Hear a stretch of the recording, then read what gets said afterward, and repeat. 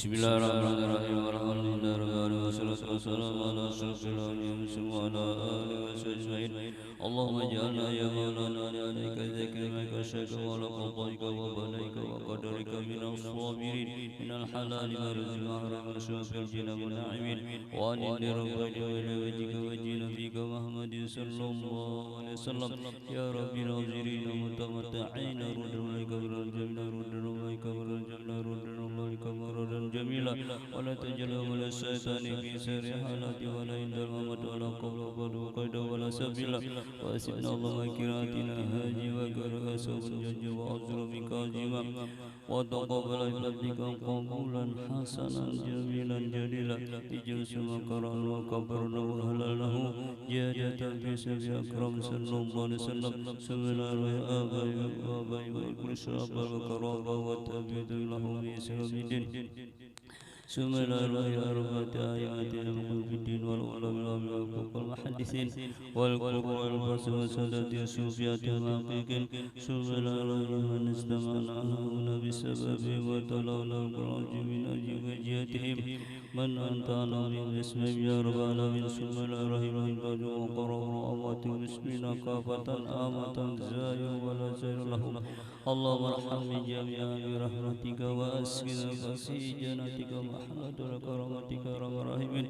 Allahumma ajbil kisana wa bilina wa aftimi saniyati amalana wa alal iman wal islam jama'an tawaffana wa anta rajin anna wa la tuhya bighaba wa la ta'khudna lal girra waj'al akhira kalamina inda intiha ajalina qawla la ilaha illallah Muhammadur Rasulullah ahina liha wa mitha ya umid wa basikubna ya ba'is wa anfa'na warfa'na biha yawma la yanfa'u malun wa la banun illa man atallaha biqalbin salim. Bismillahirrahmanirrahim. Semua malaikatul muqarrabin wal karubin sadatina Abi Bakr wa Usman wa Ali radhiyallahu anhum. Subhanallahi kulli waliyah lil masyariq radi wa magharib ya bi barbahya aynama kana kainu bika ya rabbal alamin.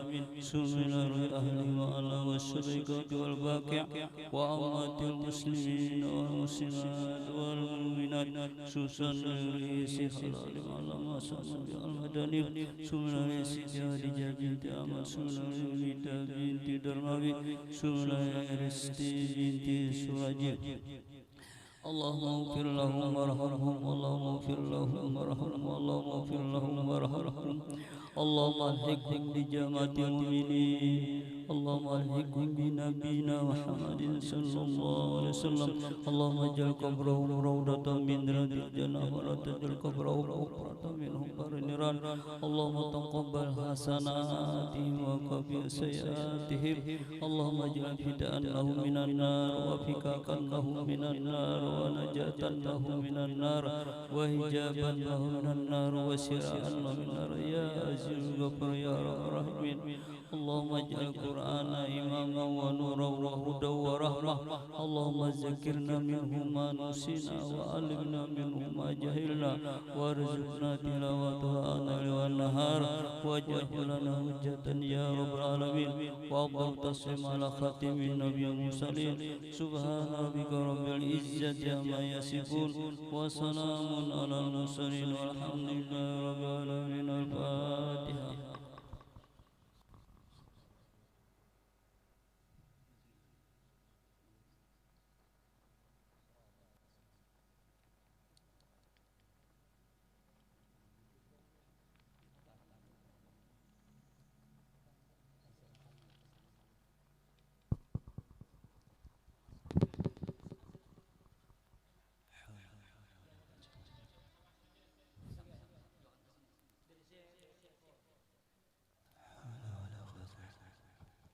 السلام عليكم ورحمة الله وبركاته. بسم الله الرحمن الرحيم. أحمد من اصطفى من عباده من شاء بالولاية وخصصه بحمل أسراره وجذبه منه إليه بسابق العناية.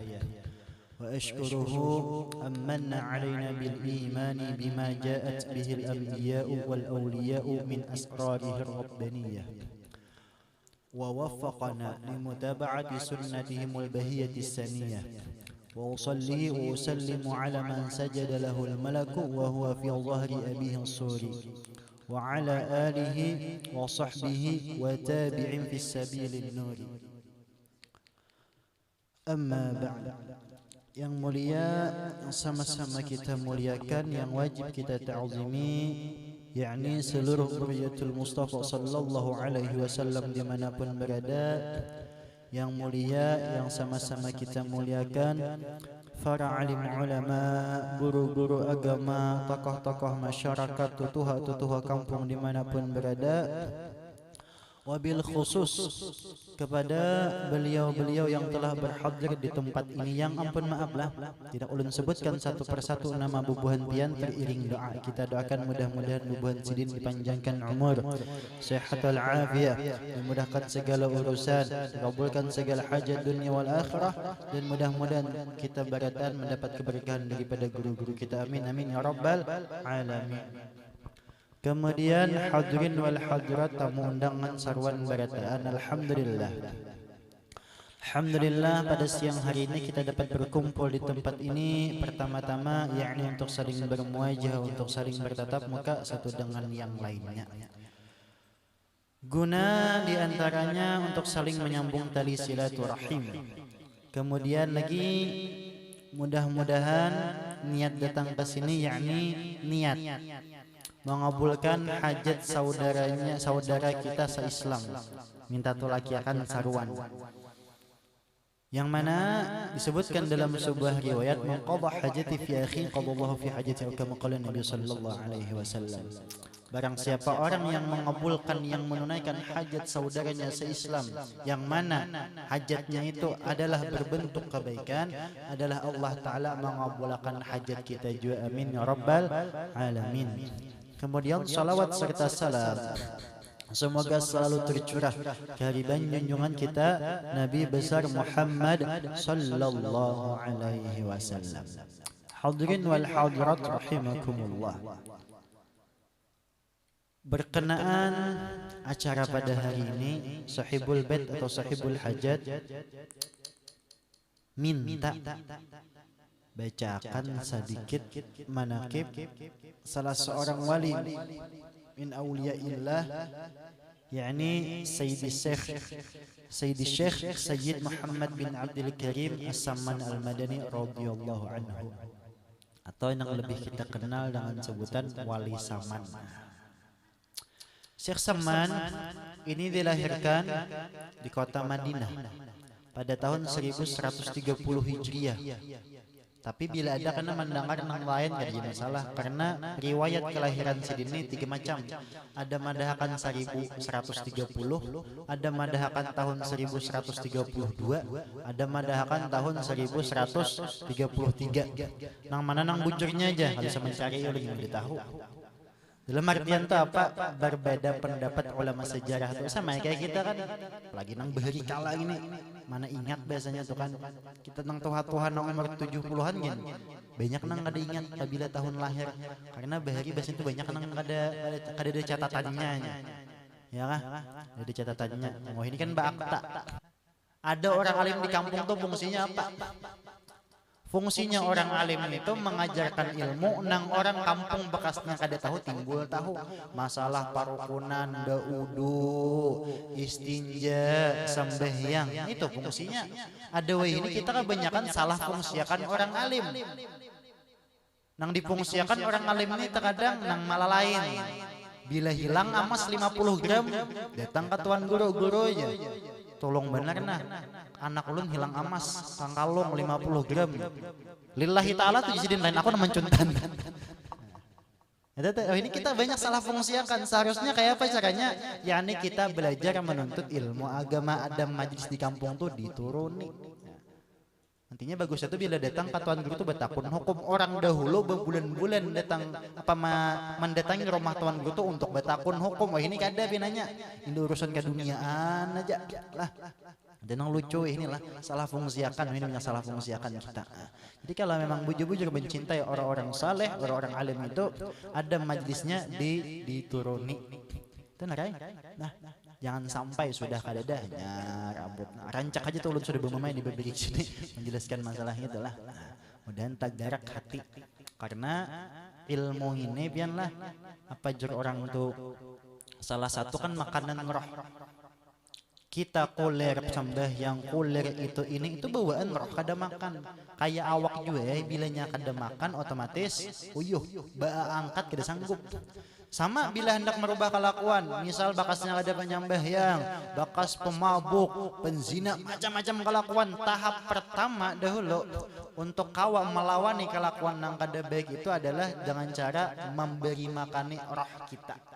Sebagaimana dijelaskan dalam kitab Ihya juz pertama dari Imam Fatah Al-Mausili apa alaisal maridu idza muni'a at-ta'ama wasyaraba wad-dawa'a yamut.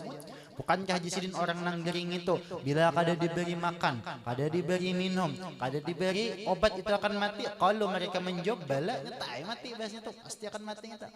Kadzalika qalbu jisidin demikian juga hati roh kita nih nah, roh kita nih. Idza muni'a anhu hikmat wal ilmu thalathata ayyamin yamut. Apabila ilmu itu kada di roh kita hati itu nah kada diberi ilmu, kada diberi hikmah selama 3 hari aja niscaya akan mati.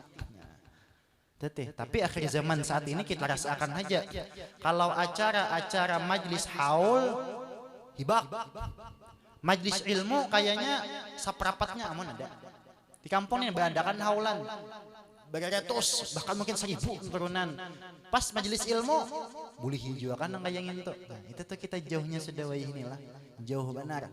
Nah, bahkan terkadang mohon maaf rela meninggalkan majlis fardu ain demi majlis nang sunnah, yakni majlis selawat atau majlis haul.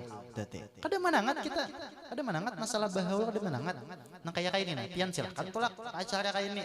Tapi bila misal pas teberungan waktu, pas kan pas jam saya ini nah, hari apa ini? Di hari aja ingat lagi ulun ya Allah. Hari Sabtu, nah, tabarungan misal di kampung ini ada majlis jam saya ini. Nah, itu jakanya kau ibarat mengadakan acara tuh bakalah. Nah, atau nang ibarat jauh jaraknya pian ada kegiatan rutin dah kada beuzur harus satu lang acara kayak ini dahulu kan nang wajib kayak itu caranya. Bila pian mereka itu insyaallah nyaman tuh. Nah, ibarat orangnya dah tidak mesti besi sidakah datang ada diberi ya kan.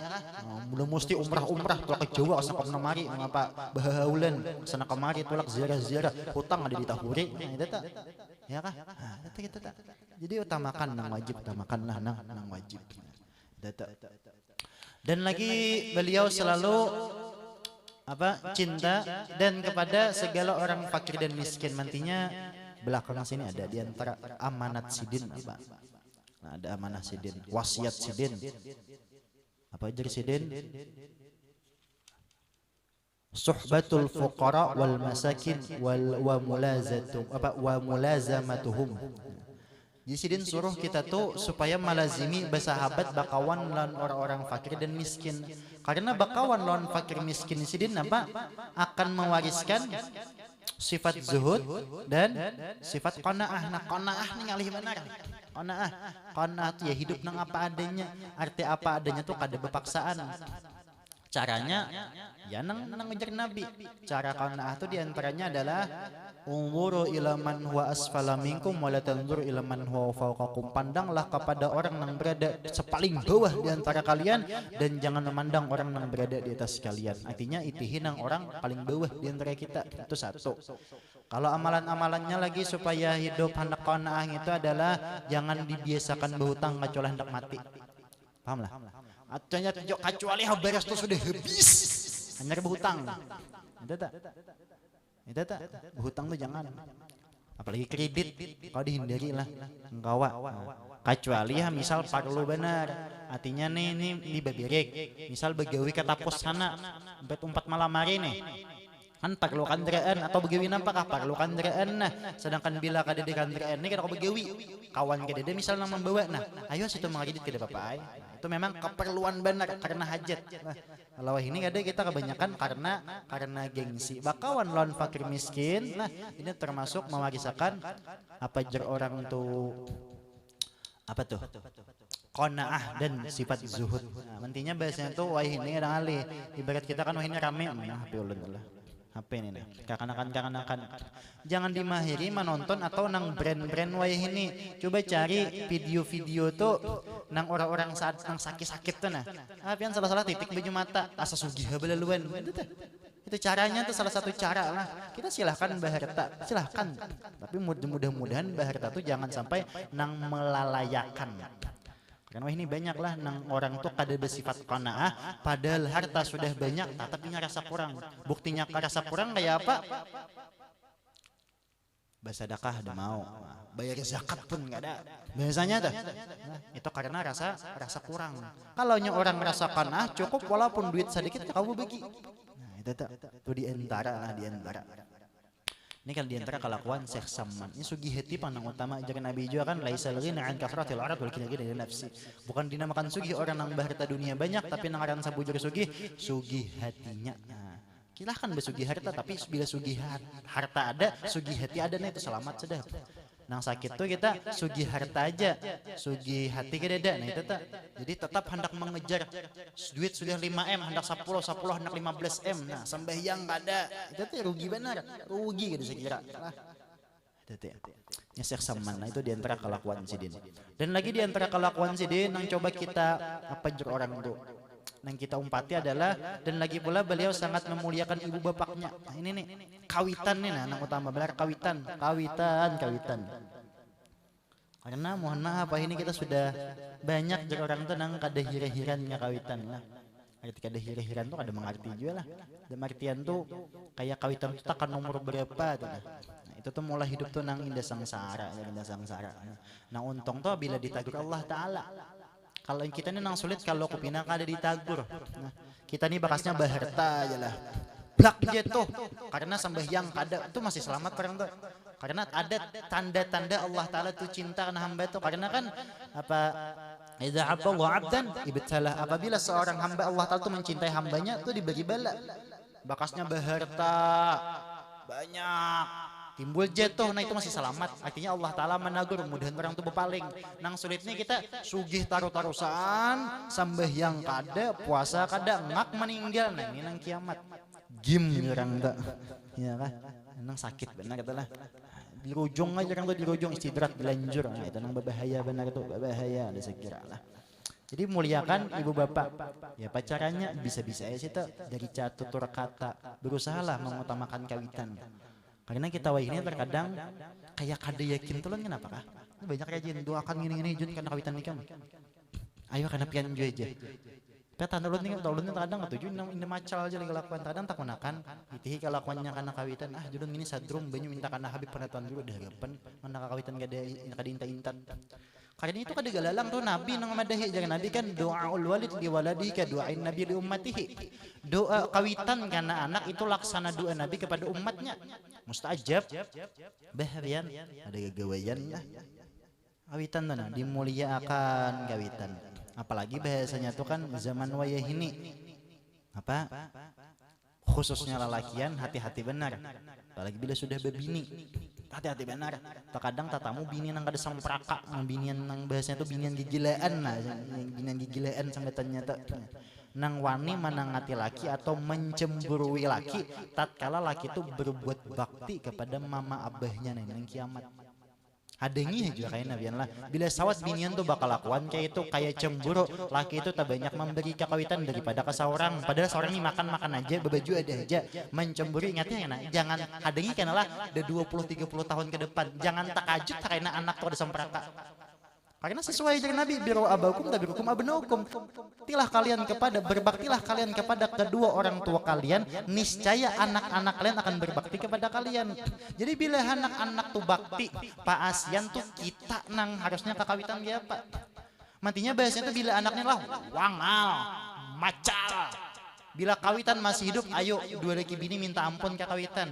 Bila sudah meninggal banyakin mahadiahi kawitan. Kalau kopina kita ada tak sakiti hati kawitan. Ya teh. Aduh saya minta benyo barisnya dulu kita nih periksi diri. Kayak apa kita ke kawitan. Itu adalah. Jadi kada gagampangan lah kawitan ini kunci segala-galanya. Kemudian lagi di antara kelakuan Sidin, dan tiadalah tidur beliau pada ketika malam hari melainkan sedikit jua, dan apabila beliau diberi bantal oleh orang tuanya ketika beliau hendak tidur, maka keluh kesah beliau seperti orang sakit. Dan apabila sampai sahur maka beliau bangun daripada tidurnya, lalu beliau ratib sahur. Kemudian lagi daripada itu lalu beliau salat subuh berjamaah dengan orang banyak. Lalu pula beliau ratib subuh hingga terbit matahari. Manakala terbit matahari kira-kira segalah, maka bangkitlah ia salat sunnatul isyraq 2 rakaat. Dan apabila sampai 1/4 hari maka bangkitlah ia salat sunnah duha sebanyak-banyaknya 12 rakaat, dan terafdal itu 8 rakaat. Itu kelakuan Sidin. Dan lagi pula beliau radhiyallahu anhu memperbanyak puasa sunnah dan memperbanyak riyadhah dan menjauhi daripada lezat dunia, kesenangan atau kenikmatan dunia, hingga daripada yang halal sekali jua pun. Kelakuan Sidin. Karena orang-orang yang sudah sukses kayak buhan Sidin ini memanglah makai kaidah sufi. Pertama tuh musyarakah dulu. Tahu musyarakah lah. Musyarakah itu artinya mensyaratkan diri. Maulah sudah agenda, ya agenda lah sambatannya tuh. Ibarat mulai subuh tuh sudah mulai agenda. Aku kayaknya umbah subuh ini wirid ini. Itu pertama musyarakah. Yang kedua hanya muraqabah. Muraqabah itu mengawasi kelakuan seorang. Aku tadi berniat subuh tadi sembahyang doha ini bersedekah atau apa diawasinya. Karena sampai ke kamarian orang-orang sufi itu biasanya sempat pada maghrib muhasabah itu menghitung, mengatakan kelakuan tadi. Bisukan tadi aku sudah tegawing ini, mengaji sudah sesuai aja, solawat sudah sekian ribu, bersedekah sudah aja, tadi berbuat baik sudah aja. Tetap tinggal tadi aku aja. Itu muhasabah, menghitung kelakuan mulai subuh sampai hendak malam. Dihitungnya tuh apa nang tertinggal hanya kainnya muaqabah. Muaqabah tuh menghukum diri. Tadi aku tertinggal, aku mulai dosa di sini, aku nih harus menghukum diri. Mulai hukuman pribadi istighfar kah 100 atau apakah itu orang hanya mujahadah, kasungguhan nang manggawi nang 5 macam tadi, musyarakah, muraqabah, muhasabah, muaqabah, hanya mujahadah. Bila sudah nang kayak gini, ya orang tuh dapat ilmu laduni, walladzina jahadu fina lanahdiyannahum subulana. Orang nang mujahadah fina pada jalan kami, mencari ridha kami, dalam tafsir itu niscaya kami bukakan bagi mereka tadi jalan-jalan kami. Ya nang dapat ilmu laduni itu banyak. Mujahadahnya kuat. Sembahyangnya ada kita nih ada usaha nang berhimat nang 5 waktu gitu yam dah 5 waktu nih yang utamakan benar lah 5 waktu nang wajib-wajibnya ya dulu lah, nang wajib-wajibnya usahakan ya apa caranya lah. Ada gegawayan jangan tak aja nang 5 radau, ini banyak juga lah. Padahal kan sewaktu sembahyang siksanya 500 tahun lah, gitu orang masih syariat aja. Panjiran ma'rifat ditakoni ma'rifah lil syariah apa, ma'rifah lil tariqah apa, ma'rifah lil haqiqah kadang ngerti. Kiranya ma'rifat tuh langsung paling tinggi. Aduh, itu camuh tuh jadinya lah camuh. Benar, ini hati-hati. Ini Syekh Saman nih, ahlus syariah, ahlul tariqah, ahlul haqiqah Sidin luar biasa. Mujahadahnya tinggi benar karena daripada amalan-amalan Sidin. Kita ada ngalih-ngalih. Sampai yang subuh berjamaah, berwirid, dah isyraq berat kada 3 wijua, dah tafakur. Nafakur, namun nyatakan begawi, jangan hendak mengganggu orang, udah itu kan ada boleh apa amalan tuh nang wajib barang dahulu ya lah. Itu teh. Menurut wali ini kan kadang mudah-mudah. Bisa kita kan hendak menambahi bagaimana, tapi nang usahakan tuh nang wajibnya barang dahulu bahasnya tuh nang tagawi itulah. Apalagi kan ini kita alhamdulillah panjang dari umur, bertepatan kita nih bulan Dzulhijjah. Nah, bila hendak mengetahui nih kualitas kehambaan kita di sisi Allah Ta'ala itu di bulan-bulan mulia sebagaimana dijelaskan dalam Ihya itu fa inna Allah subhanahu idha habban ista'mal fil awqatil fadilah bi fadilil a'mal. Maka sesungguhnya Allah subhanahu wa ta'ala itu apabila Allah Ta'ala itu cinta hambanya, akan hambanya niscaya akan dibikin oleh Allah Ta'ala hamba tadi beramal pada waktu-waktu mulia dengan amal-amal mulia. Wa idha maqata, sebaliknya apabila seorang hamba tadi dimurkai Allah, dimuari Allah, ista'mal fil awqatil fadilah bisai'il amal, maka akan dibikin oleh Allah Ta'ala hamba tadi beramal pada waktu-waktu mulia dengan amal-amal yang buruk. Zulhijjah termasuk bulan mulia. Di bagamatan kita bagamatan lah. Tapi akhir zaman memang berat, apalagi jadi zaman sosial media ini berat bukan main. Nah, Pertempuran kita saat ini akhir zaman ini bukan main. Bila kada dibimbing oleh Allah Ta'ala, kada ditolongi oleh Allah Ta'ala, iya sudah pasti dia tahu 4 orang. Huru haranya luar biasa. Media nih bang, kita ini media lah, media. Wah ini banyak orang kuliah belajarnya karena kawa dia aja di happy pada dengar. Kada ada hendak lagi nang duduk mulazamah lawan perguruan itu jarang lagi ada. Nah, nantinya keberkahannya kurang. Orang-orang dahulu ilmunya mengaji biasanya tuh seadanya tapi tak amalkan, ya nang maunahnya tuh timbul. Wah ini kesana kemari kita nuntut ilmu. Kenapa jadi keberkahan untuk orang itu bang? Terkadang ada adabnya lah salah itu bang kita. Jadi jauh benar sudah jauh benar lah. Jauh. Tapi bagaimana nih merubah masing-masingan. Itu perlunya ilmu lah, perlunya ilmu. Mudah-mudahan bahasanya tuh di sini tetap hidup ilmu agama itu nara harapan. Nuhun di mana ulang himbau lah. Kampung-kampung modern hidup kayak dahulu ulangan. Orang-orang dulu kada gampang lah ilmunya dasar jalan. Dua ini kita kada. Nah, raminya nang dicari. Artinya kan kalau dalam bidayatul hidayah itu pian nah ngeri ancaman-ancamannya tuh. Disindir sudah mulai dahulu tuh apa mulai zaman dahulu tuh apa kayaknya di akhir zaman tuh ditemukan majelis-majelis ilmu bersaingan, hendak betetenaran, berpiralan, hendak bebanyakan jemaah. Itu tahu ini kami dah ini zamannya karena kayaknya sama tim ulun lihat tuh karena ada. Nantinya majelis ilmu tuh biar sedikit orang tapi belajarnya tuh pas sambayang mengerti. Saya kok masalah rukun tahu sunnah abad sunnah hayat. Nya rancak rajin lah orang pandai gini. Ikam jurang betakon nah 2 tahun ka majlis bagi kitab sudah tamat nganga. Jakanya kawati ibarat setahun tuh sabigi kitab barang tamat. Jakanya telah ngitu nang bapala majlis. Wah ini majlis ke sana kemari di mana ada rami tolak kitabnya ada tahu kitab napa ya camoh tuh. Jadi apa nang dibublik tuh apa? Nang dibublik tuh nang apa?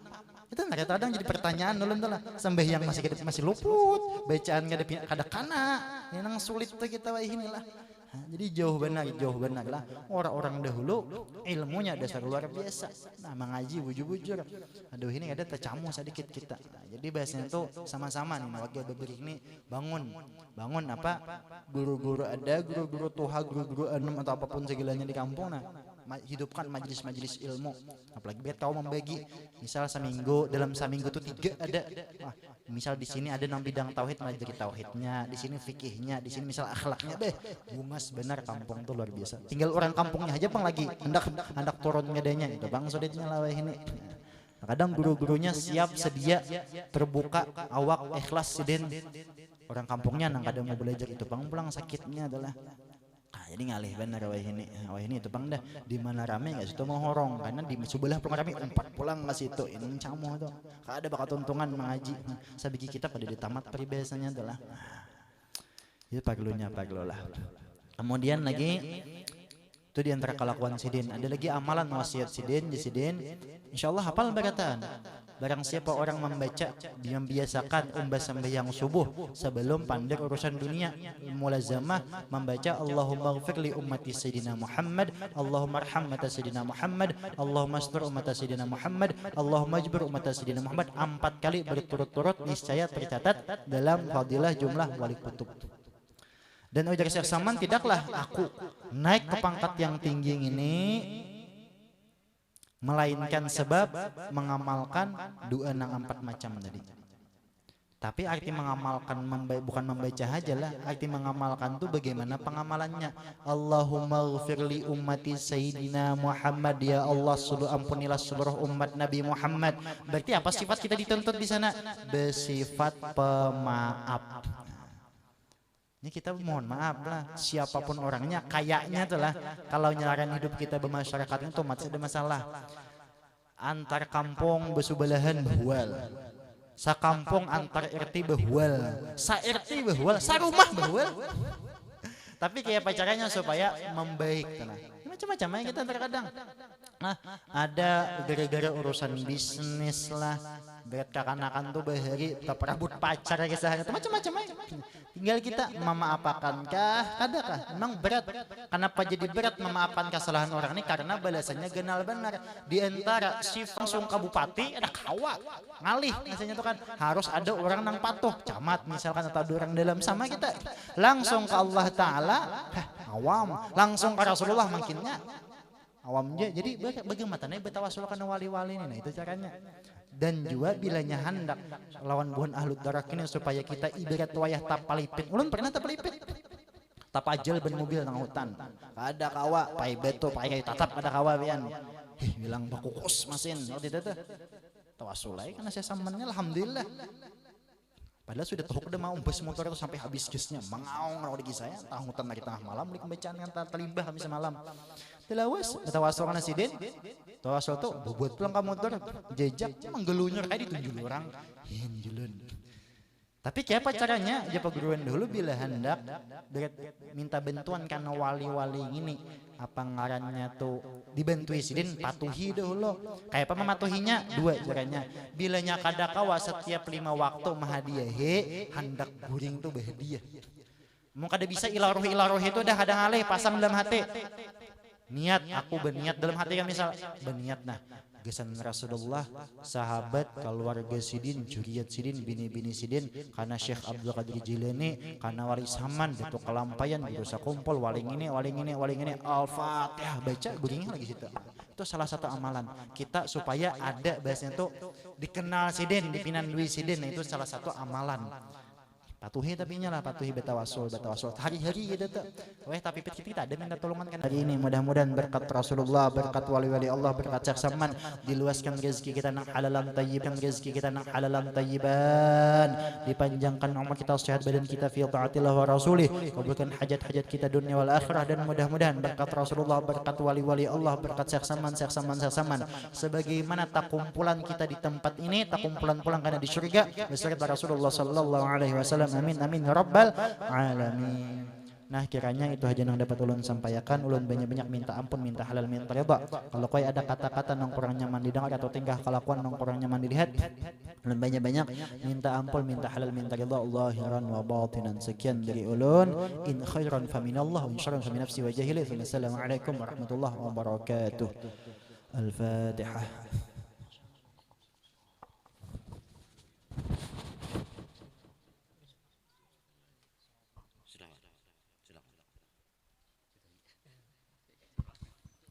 آمين آمين. بسم الله الرحمن الرحيم. الحمد لله رب العالمين والصلاة والسلام على أشرف الأنبياء والمرسلين سيدنا ولنا محمد وعلى آله وصحبه أجمعين. اللهم اغفر لنا ذنوبنا ولوالدينا ولأستاذنا ولمشايخنا ولمعلمنا وذوي الحقوق علينا ولجميع المؤمنين والمؤمنات والمسلمين والمسلمات الأحياء منهم والأموات برحمتك يا أرحم الراحمين. اللهم إنا نسألك سلامة في الدين وعافية في الجسد وزيادة في العلم وبركة في الرزق وتوبة قبل الموت ورحمة عند المغفرة بعد الموت. اللهم هون علينا في سكرات الموت والنجاة من رفع الحساب. اللهم أصلح الإمام والأمة وارعي وألفنا قلوبهم في الخير وارفع شرابهم من بعد. اللهم حرمنا لذة معصيتك وارزقنا لذة طاعتك برحمتك يا أرحم الراحمين. ربنا لا تزغ قلوبنا بعد إذ هديتنا وهب لنا من لدنك رحمة إنك أنت الوهاب. ربنا ظلمنا أنفسنا وإن لم تغفر لنا وترحمنا لنكونن من الخاسرين.